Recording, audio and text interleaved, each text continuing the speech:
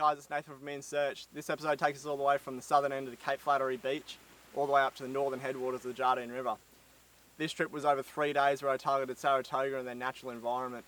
Now for me this is a special trip because it's one of my first Saratoga, so check it out, let me know what you think in the feedback, and stay tuned, there's more coming. Cheers. Oh, good Saratoga. Eat it. Oh, he's got me in the snags.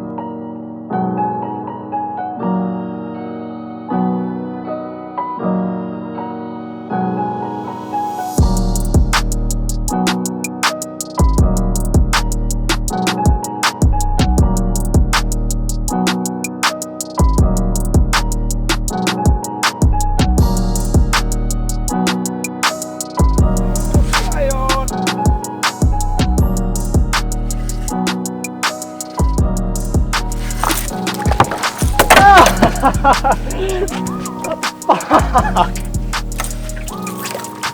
Fucking kidding me?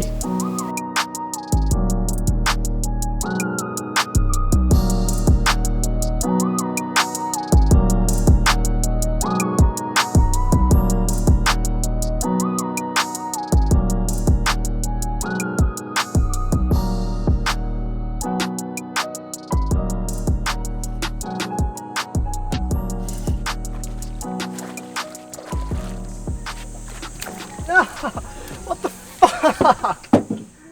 I'm finding these fish really challenging to get some hooks to stick into. I've had similar results when I fished for these things probably 4 years ago in Barumba Dam, and yeah, seeing something that's 60-70 centimetres long come up, eat the lure a foot away from the lily pad and then just tear back in lily pads and just demolish your leader. It's definitely a challenging thing to do, so I'm really looking forward to getting my first one of these Saratoga. Something I've wanted to do for quite a while now, so I think up at the headwaters of the Jardine River, it's a pretty special place, it's pristine, it's untouched.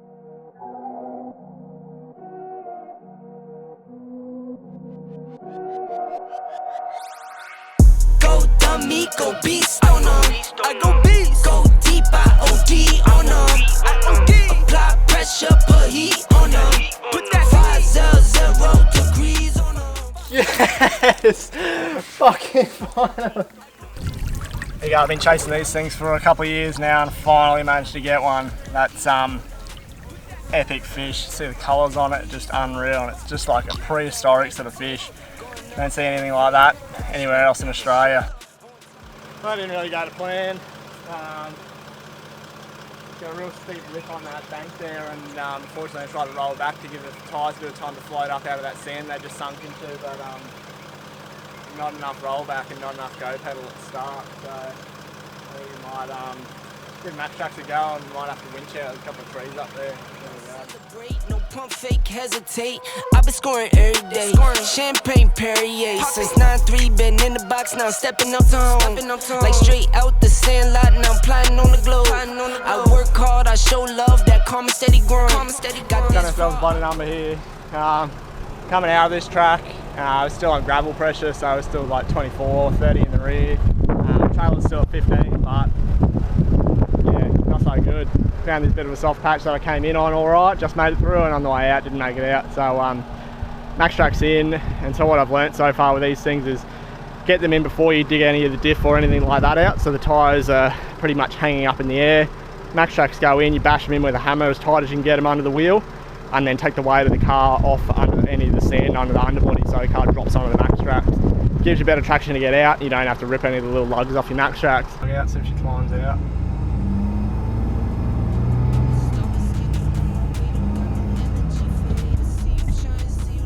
So she's going to turn that traction control off, and we're going to give it a bit of a boot full.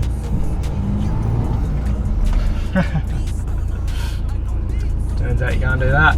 So I'll just show you what's going on up here. So managed to get the car up on the max tracks, and she came off the other side and just sunk again, just dragging a bit of weight with the boat. So winch out this time. So we've done tree trunk protector with a shackleless connection on the winch extension strap, which is the pink one.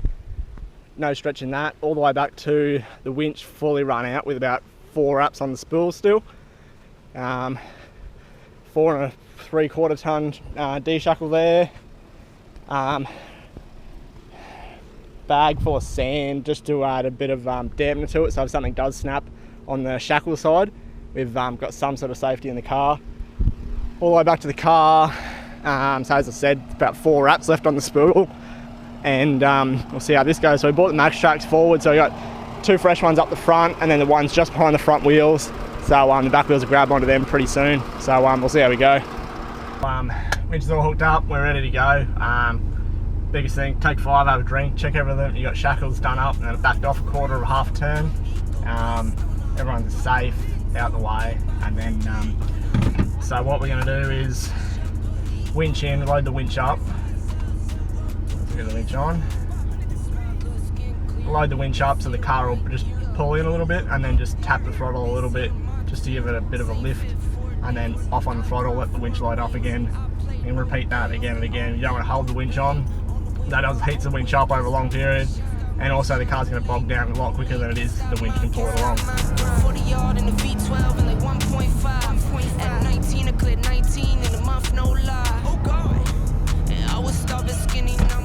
what you want to do is no more than 30 seconds on, give it 30 seconds, a minute to cool down, and keep going. We're in no rush. No one's behind us, no one's in front of us. All the time of the day to do this, so look after the gear, and the gear will look after us at the end of the day.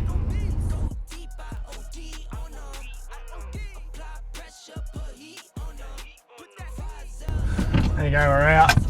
Just simple technique, and it gets most cars out pretty much 100% of the time. Like, that's dead simple, and it's looking after the gear too, so you're not thrashing gear. Nice and easy on the car, we're not overloading recovery points, and yeah, safe as houses.